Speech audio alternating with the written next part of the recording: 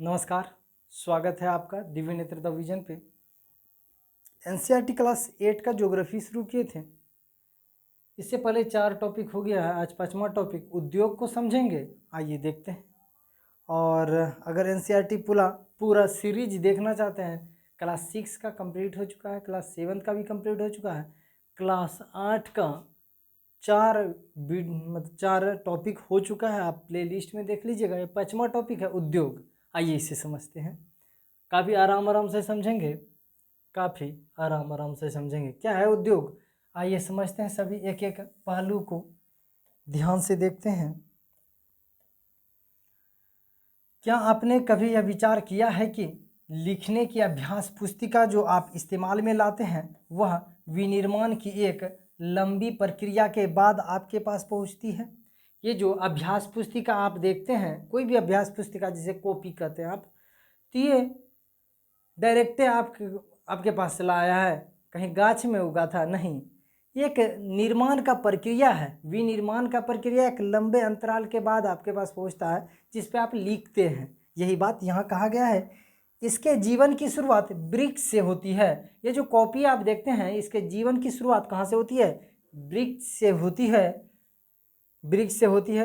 उसे काटा जाता है, मतलब वृक्ष को काटा जाता है और लुगदी मिल तक ले जाया जाता है। और वृक्ष को एक मिल में, जिसे लुगदी मिल कहा जाता है, एक कागज का लुगदी बनाया जाता है पहले, तो वही लुगदी मिल में ले जाया जाता है। वहाँ वृक्षों की लकड़ी को संशोधित एवं काष्ठ लुगदी में परिवर्तित किया जाता है। वहाँ पे काष्ठ लुगदी तक में परिवर्तित करेगा।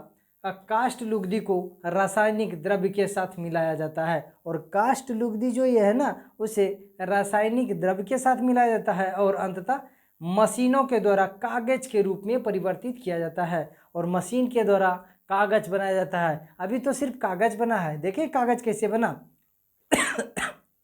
सॉरी, वृक्ष को काटा गया, उस वृक्ष को लुगदी मिल तक ले जाया गया। वहाँ पे लुगदी बनाया गया, कागज का लुगदी बनाया गया, उसमें फिर रासायनिक तत्व मिलाया गया। यह सब चीज़ बना के उसके बाद फिर भी कॉपी अभी तैयार नहीं हुआ है, अभी तो कागज तैयार हुआ है, समझे।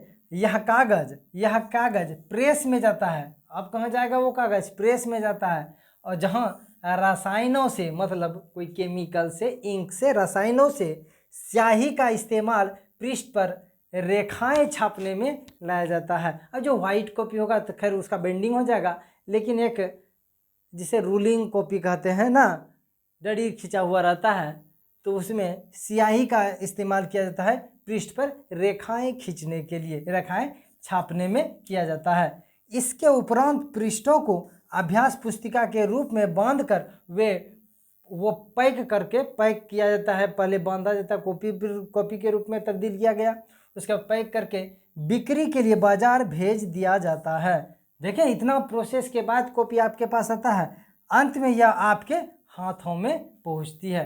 तो समझ में आया, ये 2-3 कंपनी के द्वारा हुआ, 2-3 बहुत सारा वर्कर लगा होगा ना, तो यही एक उद्योग का उदाहरण है। यह भी क्या हो गया? यह कागज उद्योग है। इसी प्रकार सभी उद्योग होगा। देखते हैं क्या है। नेक्स्ट है द्वितीय क्रियाकलाप या विनिर्माण। विनिर्माण को समझते हैं, जिसे द्वितीय क्रियाकलाप कहते हैं। द्वितीय क्रियाकलाप या विनिर्माण में कच्चे माल को लोगों के लिए अधिक मूल्य के उत्पादों के रूप में परिवर्तित किया जाता है। जैसे कि आपने देखा, लुगदी कागज के रूप में और कागज अभ्यास पुस्तिका के रूप में। मतलब द्वितीय क्रियाकलाप जो था ना, क्रियाकलाप या विनिर्माण जिसे कहते हैं आप, इसमें कच्चा माल को उद्योग सेक्टर तक लेके जाया गया। जैसे आप कागज लुगदी या अभ्यास पुस्तिका के रूप में तब्दील करने के लिए कागज लुगदी के रूप में और कागज अभ्यास पुस्तिका के रूप में तब्दील किया गया। ये विनिर्माण प्रक्रिया के 2 चरणों को प्रदर्शित करता है। सॉरी, ये जो विनिर्माण प्रक्रिया है 2 चरणों को प्रदर्शित नहीं किया। एक तो कागज लुगदी बनाया गया ना, और दूसरा कागज को अभ्यास पुस्तिका के रूप में तब्दील किया गया। यही द्वितीय विनिर्माण क्रियाकलाप या विनिर्माण कहलाएगा। ये निर्माण हो रहा है। यहाँ पे कोई भी चीज़ कच्चा माल से निर्माण होके अंतिम उत्पाद ना आप होंगे जिसे आप यूज करेंगे, वही बात है यहाँ पे। उद्योग को समझते हैं, उद्योग क्या है? उद्योग का संबंध आर्थिक गतिविधि से है। उद्योग का संबंध आर्थिक गतिविधि से है जो कि वस्तुओं के उत्पादन, खनिजों के निष्कर्षण अथवा सेवाओं की व्यवस्था से संबंधित है। किससे की सेवा? वस्तु को उत्पादन करेंगे, खनिजों का निष्कर्षण करेंगे अथवा सेवाओं की व्यवस्था से संबंधित है क्या? उद्योग। इस प्रकार लोहा और इस्पात उद्योग वस्तुओं के उत्पादन से संबंधित है। लोहा और इस्पात उद्योग जो है वस्तुओं के उत्पादन से है। लोहा को उत्पादन करते हैं ना जी, लोहा इस्पात भी, लोहा इस्पात ये सब उद्योग वस्तुओं के उत्पादन से संबंधित है। कोयला खनन उद्योग से संबंधित है। कोयला खनन करते हैं तब ना कोयला निकालते हैं। कोयला को धरती से निकालने से संबंधित है। धरती से निकालते हैं कोयला तो उसका क्या कर रहे हैं? खनन कर रहे हैं, समझे। तथा पर्यटन सेवा देने से संबंधित है। और पर्यटन यहाँ वहाँ से घूमने जो जाता है पर्यटक लोग, तो वो सेवा से संबंधित कहलाएगा, समझे। उद्योग का वर्गीकरण काफ़ी आराम से और आसान तरीका में क्लास 8 को समझाया गया है। अगर आप यहाँ पे ढंग से समझ लेंगे ना एनसीईआरटी में, तो फिर तो ये समस्या खत्म हो जाएगा, फिर सब कुछ आसान लगेगा। उद्योग चैप्टर आप कंपटीशन में पढ़ें या फिर किसी भी एग्जाम के लिए पढ़ें, आपको आराम लगेगा। उद्योगों का वर्गीकरण, आइए उद्योगों के वर्गीकरण को समझते हैं।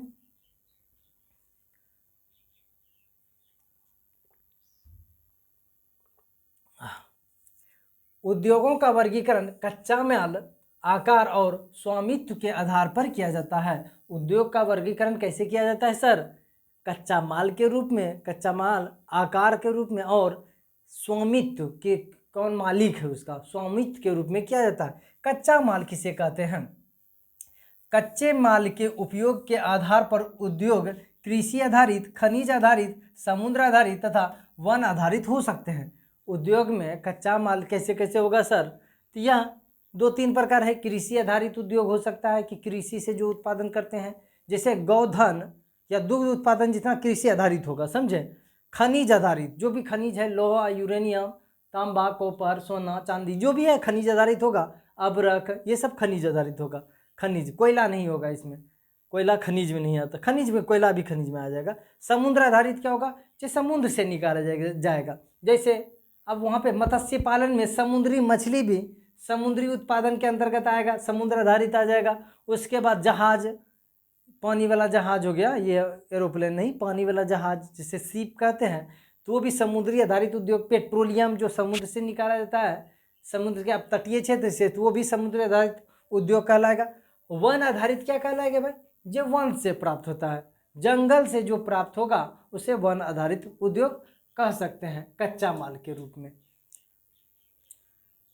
कृषि आधारित उद्योग कच्चा माल के रूप में क्या है? कृषि आधारित उद्योग में देखते हैं, कच्चे माल के रूप में वनस्पति और जंतु आधारित उत्पादों का उपयोग करते हैं।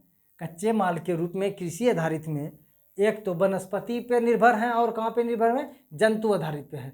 खाद्य संसाधन, वनस्पति तेल, सूती वस्त्र उद्योग तथा डेयरी उत्पाद, डेयरी मतलब दुग्ध पालन ना, डेयरी उद्योग, चर्म उद्योग कृषि आधारित उद्योग के उदाहरण है। डेयरी उद्योग जो गाय का दूध, ऊँट का दूध या फिर भैंस का दूध, जितना भी दूध उत्पादन में डेयरी उद्योग के अंतर्गत आएगा। चर्म उद्योग, अब जो जानवर मर जाएगा उसे चमड़ा उद्योग होगा ना जी, चमड़ा का चप्पल बनता है, चमड़ा का बेल्ट, हवाबाजी करने के लिए लोग तो चमड़ा के बेल्ट पहनते भाई। कितना भाई? 3000 रुपया का बेल्ट है सिर्फ। जूता चमड़ा का चाहिए, 4000 6000 का जूता चाहिए चमड़ा का। 15 20 हजार रुपया का भी आता है, लेकिन क्या चाहिए? चमड़े का चाहिए ना। और वो चमड़ा अगर कच्चा माल के रूप में रहेगा तो कोई छुएगा नहीं, बाद में कमर में लगा के घूमेगा लोग। तो यह बात है, अच्छा बात है, हम भी करते हैं, आप भी करते हैं, कोई बात नहीं, वो बड़ा इशू नहीं है। तो चर्म उद्योग चमड़ा से संबंधित आधारित उद्योग है।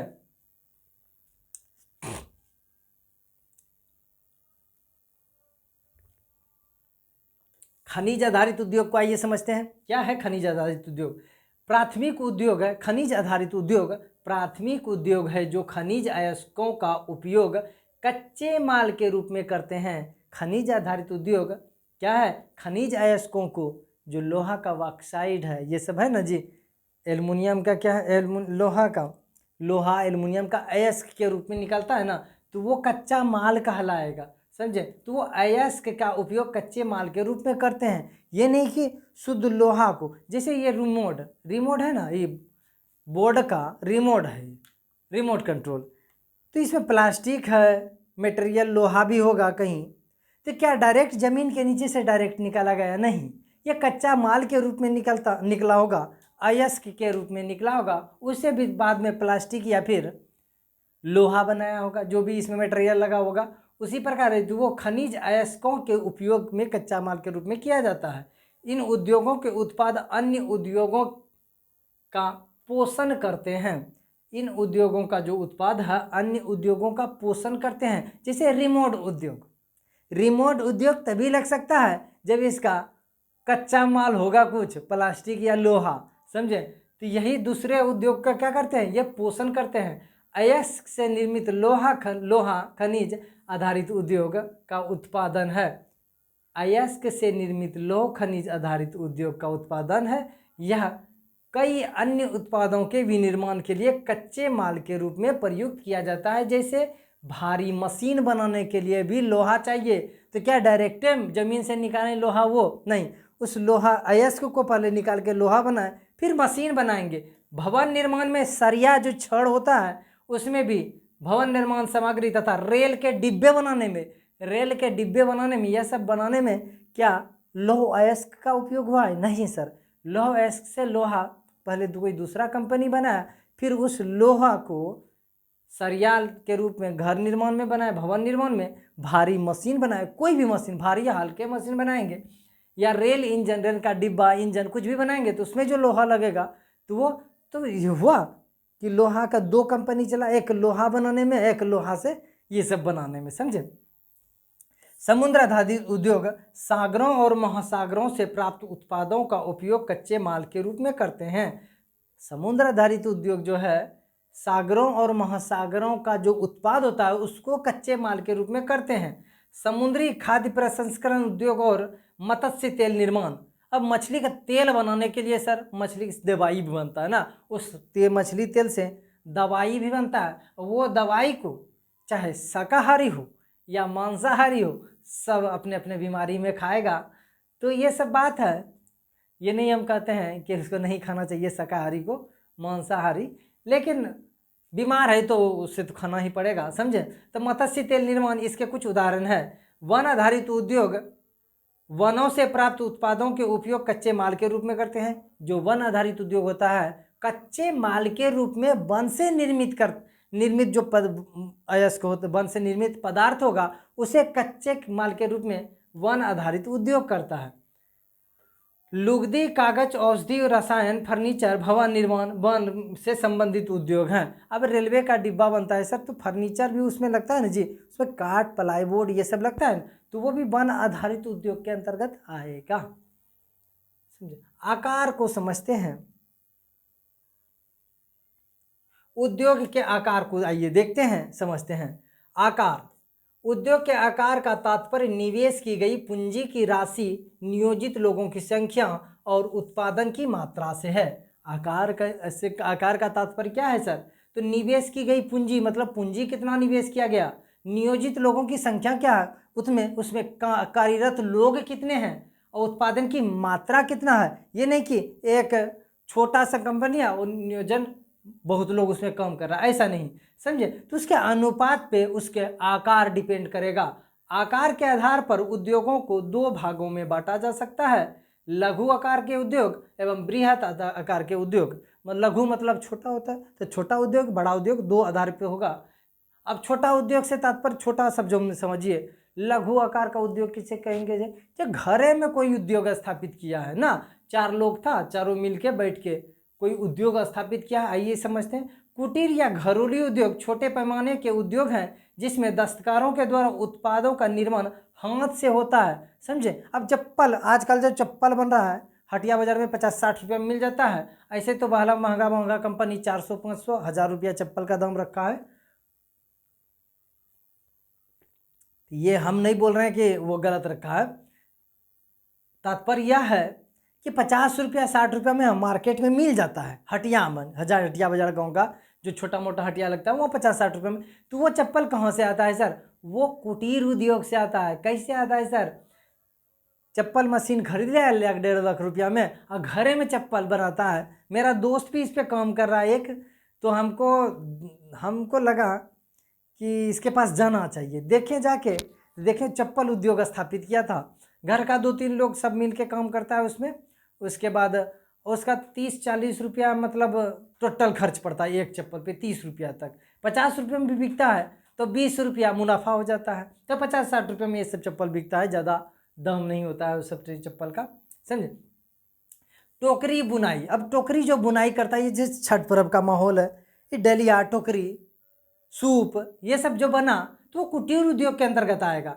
मिट्टी के बर्तन उद्योग में, अब मिट्टी के बर्तन, जैसे दीपावली का माहौल था, सब कोई मिट्टी का दिया जलाया ना जी, दीपक, तो दीपक वो भी कुटीर उद्योग या फिर लघु आकार के उद्योग के अंतर्गत आएगा, समझे। अन्य हस्त निर्मित वस्तुएं कुटीर उद्योग के उदाहरण है। जो हाथ से निर्मित होगा वो सारी वस्तुएं हस्त निर्मित वस्तुएं कहलाएगा। एक चीज़ बता दें, जैसे कुटीर उद्योग, घरेलू उद्योग में जो बताएं, चरखा चलाना।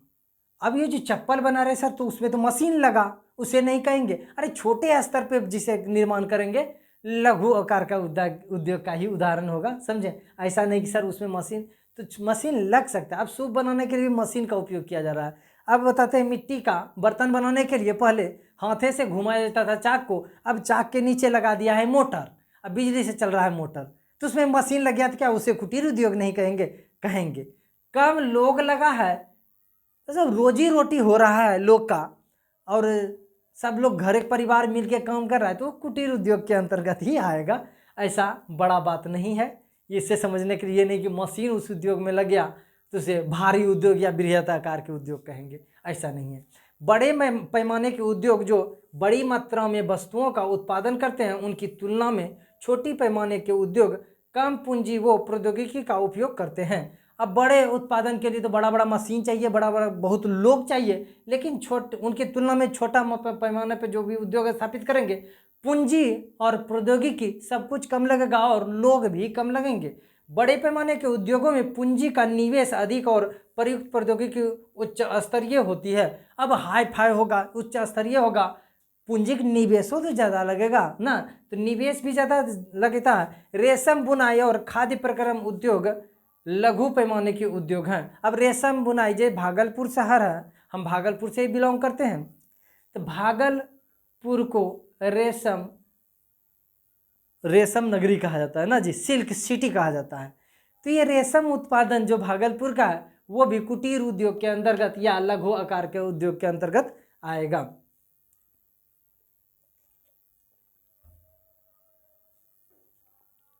चित्र 5.1 में दिखाया गया, देखिए महिला कुछ कर रही है, ये थोड़ा थोड़ा। अब चिप्स उद्योग, जैसे आलू के चिप्स, घरे में पापड़ उद्योग, ये सब लघु आकार का उद्योग होगा। समझने का बस निचले स्तर से समझिएगा ना, तो सब कुछ आसान होगा। हाई फाई तरीका से सोचिएगा, सब कुछ टिपिकल लगने लगेगा।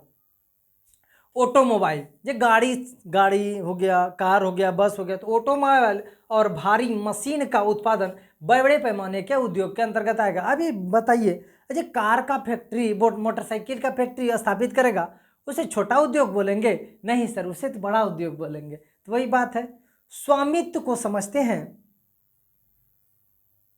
स्वामित्व क्या होगा? स्वामित्व और किसका होगा? स्वामित्व को समझते हैं। स्वामित्व के आधार पर उद्योगों को निजी क्षेत्र, राज्य स्वामित्व अथवा सार्वजनिक क्षेत्र या संयुक्त क्षेत्र और सहकारी क्षेत्र में वर्गीकृत किया जा सकता है। अब किसका स्वामित्व है सर? स्वामित्व के आधार पर उद्योगों को कितने वर्गों में बांटेंगे सर? तो देख लीजिए, निजी क्षेत्र में बांटेंगे। जैसे तू खुद का कंपनी होगा तो वो निजी क्षेत्र कहलाएगा, निजी क्षेत्र कहलाएगा, समझे। जैसे राज्य स्वामित्व, जिस कंपनी का मालिक राज्य सरकार होगा उसे राज्य स्वामित्व कहेंगे, अथवा सार्वजनिक क्षेत्र कहेंगे, उसे ही सार्वजनिक क्षेत्र कहेंगे।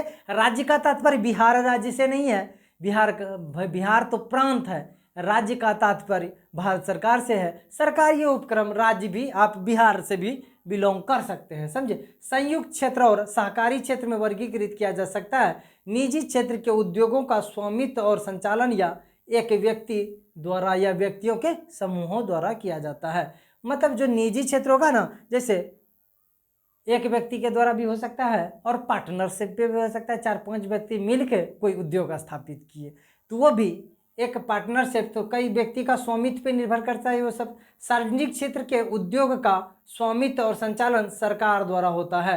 जो सार्वजनिक क्षेत्र होता है जिसमें सारे PSU आ जाएगा इसमें, समझे, जैसे सेल, भेल, DVC, ये सब क्या है, ये सार्वजनिक क्षेत्र है, समझे। जैसे हिंदुस्तान एरोनॉटिक्स लिमिटेड HAL, समझे, ये क्या है सर, ये क्या है, ये है सार्वजनिक क्षेत्र। जैसे steel authority of India limited, जैसे नेशनल थर्मल पावर कॉर्पोरेशन, जैसे NTPC, सेल, भेल, ये सब क्या है, ये सब सार्वजनिक क्षेत्र के अंतर्गत आएगा। और स्टील अथॉरिटी इंडिया लिमिटेड संयुक्त क्षेत्र के उद्योग का उदाहरण है, समझे। तो स्वामित्व के आधार पे भी देखें आप लोग।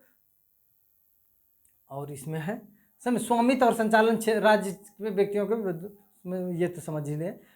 जैसे मारुति उद्योग लिमिटेड संयुक्त क्षेत्र के उद्योग का एक उदाहरण है। जैसे मारुति एक कार है ना जी, तो मारुति उद्योग जो लगाया गया तो लिमिटेड कंपनी है, उसका संयुक्त क्षेत्र उद्योग का एक उदाहरण है। सहकारी क्षेत्र के उद्योग का स्वामित्व और संचालन कच्चे माल के उत्पादकों या पूर्तिकारों, कामगारों अथवा दोनों द्वारा होता है। जानते हैं सहकारी क्षेत्र के उद्योग कौन होगा जी, जो उस सब कंपनी को कच्चा माल के रूप में देगा, समझे, वो सरकारी पूर्तिकार होगा, से पूर्ति करवाएगा। कोई भी निर्माण चल रहा है उसका जो भी पूर्ति करवाएगा उसे पूर्तिकार या संचालन कच्चे माल के उत्पादन में सहकारी क्षेत्र या उद्योग कहलाएगा। सहकारी क्षेत्र के उद्योग कहलाएगा। क्या है, आनंद मिल्क यूरेनियम लिमिटेड एवं सुधा डेयरी सहकारी उपक्रम के उत्तम उदाहरण है। जैसे सुधा डेयरी है सर, अमूल डेयरी है, शुद्ध है, ये तो डेयरी हो गया सर। और क्या है सर इसमें, जैसे आनंद मिल्क वही आनंद वाला जो है, आनंद मिल्क, अमूल जिसे कहते हैं, तो वो सब सहकारी क्षेत्र के अंतर्गत होगा, समझे। 2 वीडियो में कर लिया जाए क्या?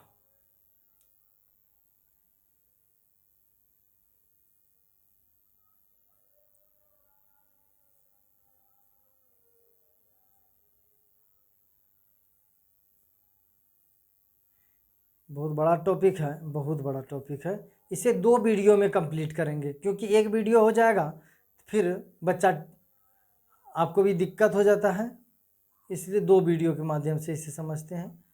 यहाँ से दूसरे वीडियो में देखते हैं। चलिए, धन्यवाद। वीडियो पसंद आया होगा तो वीडियो को लाइक कीजिएगा, चैनल को सब्सक्राइब कीजिएगा और बेल आइकन को भी दबा दीजिएगा कि सारे वीडियो का नोटिफिकेशन आपको मिलते रहे।